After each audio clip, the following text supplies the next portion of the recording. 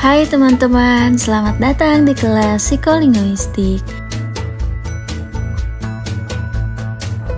Berikut anggota dari kelompok kita ya.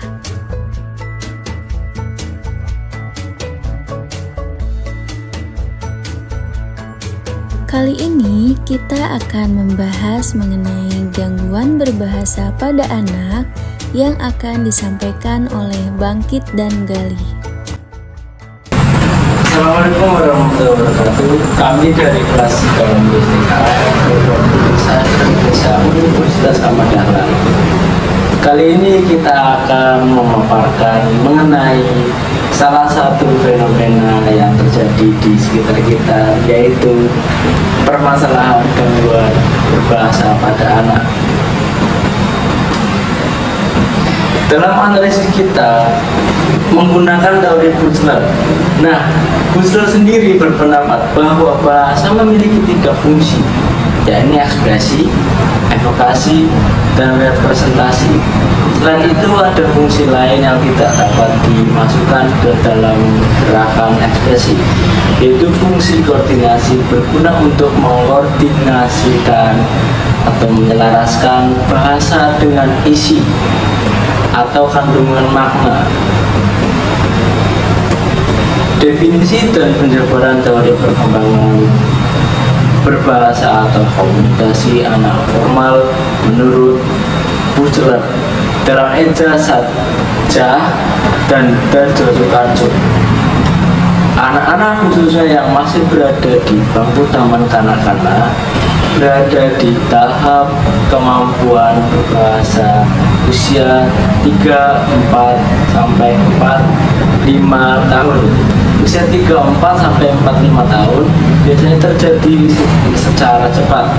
Mereka mengalami perkembangan seperti mengenai tanggapan dan perbendaharaan kata yang semakin banyak, melebihi kemampuan ekspresi dan artikulasinya.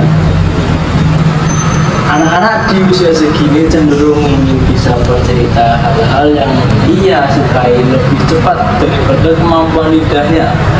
Anak-anak mungkin mempunyai kawan secara khayal dan senang bercakap-cakap dengan kawan anak khayalnya. Alhasil, pertanyaan yang dilontarkan anak akan semakin luas dan menggunakan kata mengapa dan bagaimana, sifat keingintahuannya yang mendalam tentang segala sesuatu, banyak mengenai cerita khayal dan cerita berbelit-belit di antara fantasi dan kenyataan, tapi masih memakai artikulasi yang belum jelas.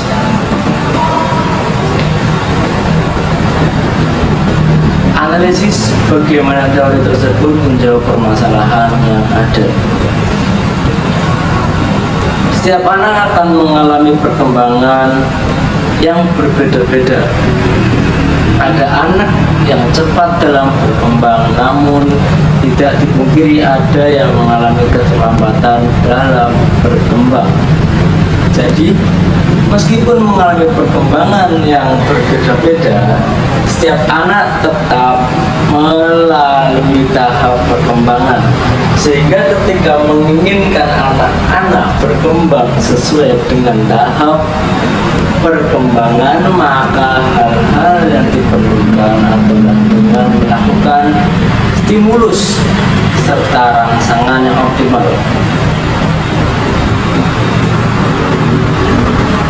Perkembangan bahasa anak di usia 4 sampai 5 tahun berkembang secara besar. Pada usia tersebut, anak sudah mampu menguasai banyak kosakata yang ia dapatkan. Sebagian besar mendapatkan kosakata dari apa yang didengarnya. Pada usia tersebut, anak dapat mengkomunikasikan segala gagasan dan perasaan mereka menggunakan kalimat yang sudah bisa dimengerti oleh orang lain. Untuk anak usia dini 3-5 tahun, bahasa mempunyai beberapa manfaat, yakni bahasa sebagai sarana untuk berpikir, sarana untuk mendengarkan, sarana untuk melakukan kegiatan berbicara dan setelah memasuki sekolah. Biasanya bahasa mempunyai manfaat untuk membaca dan menulis. Perkembangan bahasa pada anak usia 3-5 tahun adalah ketika anak sudah bisa berbicara dengan baik. Gimana artikulasi dapat terdengar jelas? Pada usia ini anak mampu menyusun kalimat sederhana dan mulai senang mendengarkan cerita dan mulai banyak berbicara. Dua kriteria yang dapat menggambarkan anak tersebut berucap dengan benar. Pertama, anak harus mengetahui arti kata dari objek yang berkaitan. Kedua, anak harus mengucapkan kata-katanya sehingga orang lain memahaminya dengan mudah. Terkadang ketika anak berbicara, mereka belum tentu tahu makna dari kata yang diucapkan. Oke, setelah ini saya akan mempersilahkan pembicara kedua untuk melanjutkan materi yang selanjutnya. Gangguan berbicara. Gangguan berbicara terdiri dari masalah artikulasi, suara, kelancaran bicara atau gagap, afasia atau kesulitan dalam menggunakan kata-kata. Bisa terjadi akibat cedera otak serta keterlambatan dalam berbicara. Keterlambatan berbicara dapat disebabkan oleh berbagai faktor, termasuk faktor lingkungan atau hilangnya pendengaran. Ada beberapa contoh gangguan berbicara. 1. Disfasia. Gangguan yang terjadi akibat perkembangan bahasa tidak sesuai dengan perkembangan pada kemampuan anak. Munculnya gangguan ini terjadi karena ketidaknormalan pada pusat bicara yang ada di otak. Anak yang memiliki gangguan ini akan dapat berbicara spontan pada usia 1 tahun. Kata yang biasa dia ucapkan adalah ayah dan ibu, atau bahasa-bahasa yang sering mereka dengar.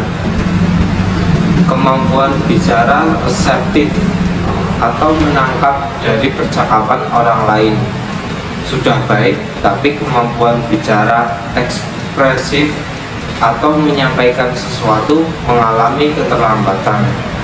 Karena organ bicara sama dengan organ makan, maka biasanya anak ini mempunyai masalah dengan makan atau menyedot susu dari botol.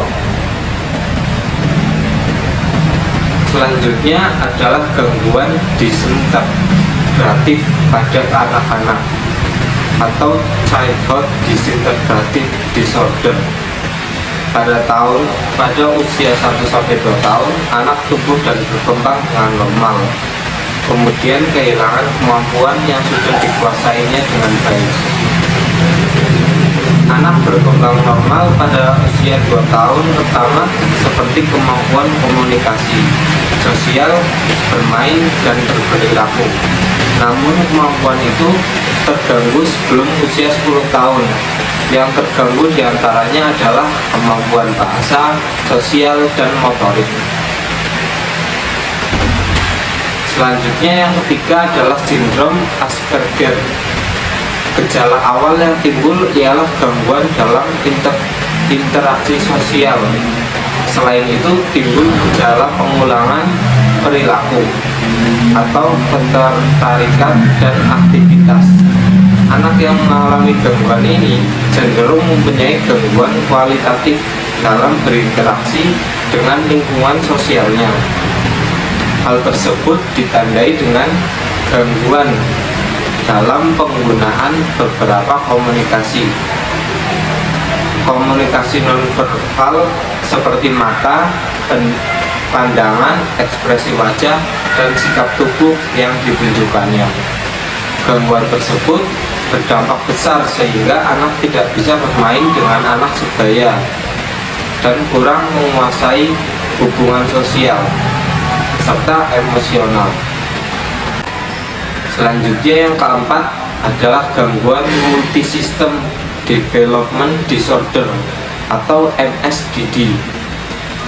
Anak dengan gangguan ini digambarkan dengan ciri-ciri berupa mengalami masalah komunikasi, sosial, serta dalam proses sensorik atau proses penerimaan rangsangan indrawi. Namun ada ciri-ciri yang cukup jelas, yaitu reaksi abnormal yang ditunjukkan oleh anak. Bisa ketika anak tersebut kurang sensitif atau malah hipersensitif terhadap suara, aroma, tekstur, gerakan, suhu, dan sensasi indera lainnya. Kemudian anak akan sulit berpartisipasi dalam kegiatan dengan baik. Anak akan kurang tertarik dan kurang minat terhadap lingkungan sosialnya. Selanjutnya, mari kita simak video mengenai anak yang kesulitan dalam berbahasa atau memiliki gangguan dalam berbahasa. Siap tadi. Cila mau medok sini deh. Bermain warna gitu.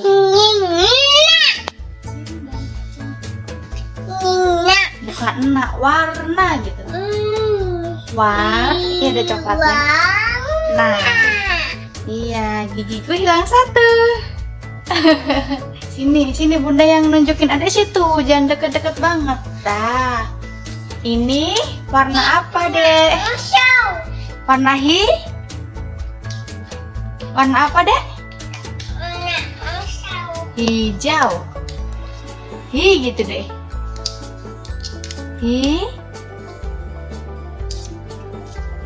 Fokus dulu sayang.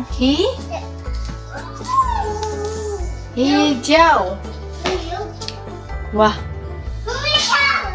Iya, hore, hebat, tepuk tangan. Lagi. Kalau ini warna apa deh? Ini warna apa? Duduk, adek, duduk anteng sini, duduk sini. Duduk. Warna apa? Yang bener ngomongnya. Pakai depannya dong, biu,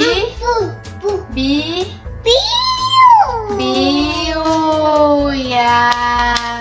Ore, tepuk tangan. Lagi. Duduk anteng sayang, duduk.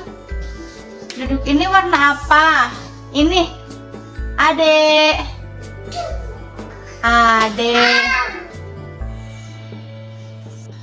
Sini dong. Ini warna apa deh? Iya bener, orange. Iya sih.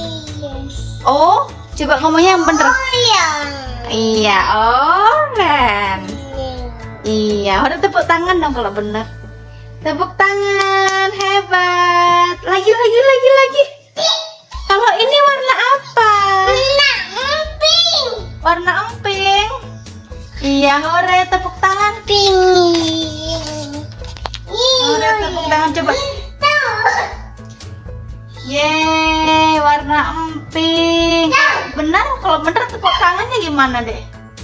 Itu bonekanya Cila warna apa deh? Warna emping. Wah, bilangnya gimana kalau minta susu bilangnya? Bunda Cila.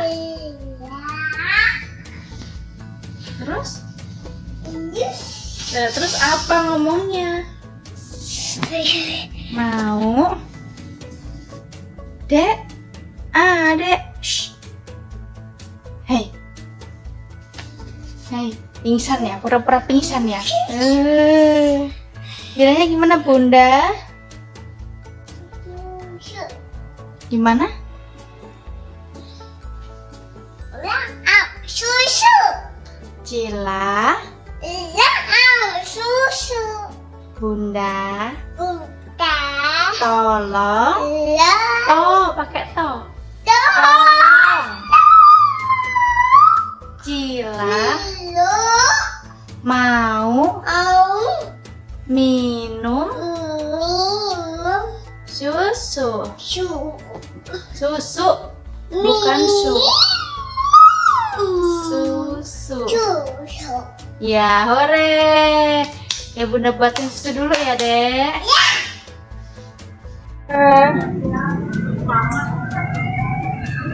Lagi di mana?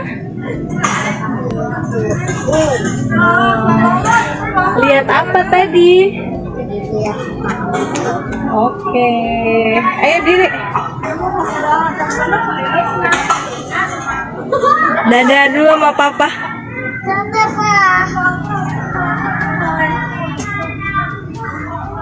Oke.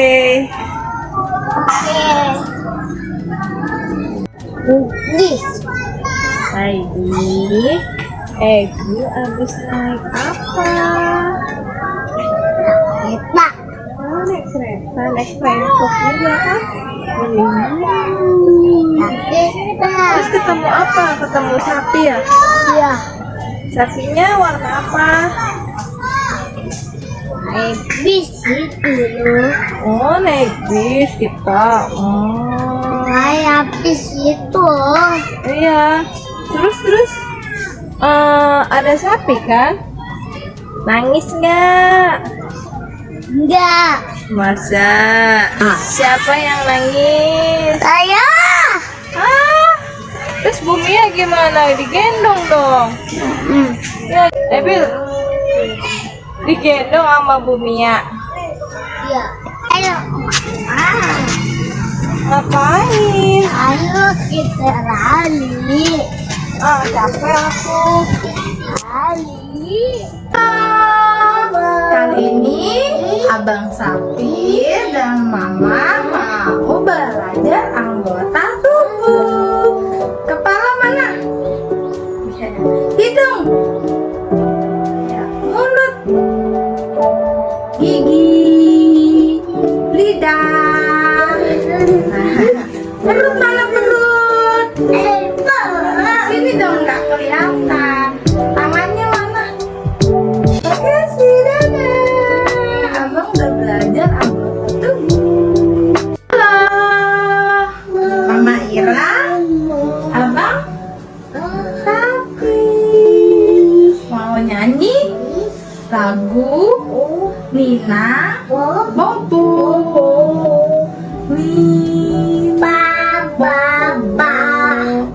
Oh, Nina Bobo. Kalau tidak bobo di gigi nyamuk. Bobo, bobo, adikku sayang. Kalau tidak bobo di gigi nyamuk. Waktunya bobo. Abang mau bobo. Kasih nanti akal. Wah, ada silat. Silat apa?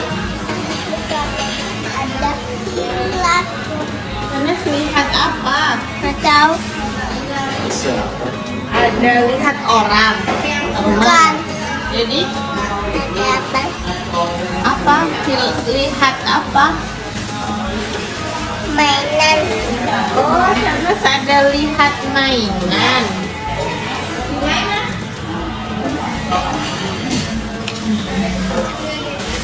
Hilat, hilat apa lihat? Gila. Penyebab gangguan berbicara. Beberapa penelitian menunjukkan penyebab gangguan berbicara adalah karena adanya gangguan hemisfer dominan. Adapun beberapa penyebab gangguan berbicara adalah sebagai berikut. 1. Faktor medis.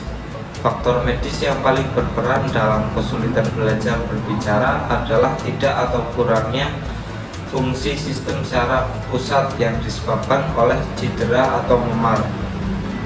Kondisi fisiologis. Yang dimaksud dengan kondisi fisiologis adalah kemampuan dari organ-organ yang terkait dalam menjalankan fungsinya untuk mendukung anak dalam perkembangan bicara dan bahasanya. Organ-organ tersebut meliputi susunan syaraf atau saraf sensomotoris, kondisi organ pendengaran, dan organ bicara. Kondisi lingkungan. Lingkungan keluarga hendaknya menciptakan lingkungan yang kondusif untuk memberikan kontribusi positif bagi perkembangan bicara dan bahasa pada anak. Peran aktif orang tua dan keluarga juga dapat meningkatkan kualitas atau kuantitas kemampuan bicara dan bahasanya. Dari penjelasan yang telah disampaikan oleh Bangkit dan Galih tadi, dapat disimpulkan bahwa teori yang dikemukakan oleh Bachelor mengenai proses perkembangan bicara dapat diketahui bahwa bahasa anak dapat berkembang seiring berjalannya usia.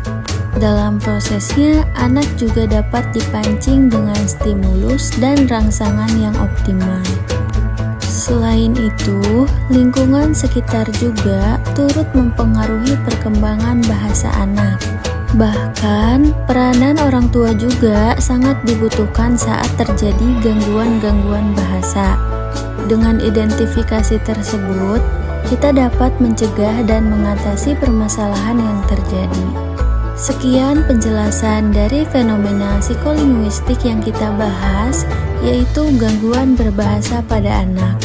Semoga penjelasan ini dapat bermanfaat bagi kita semua ya. Terima kasih.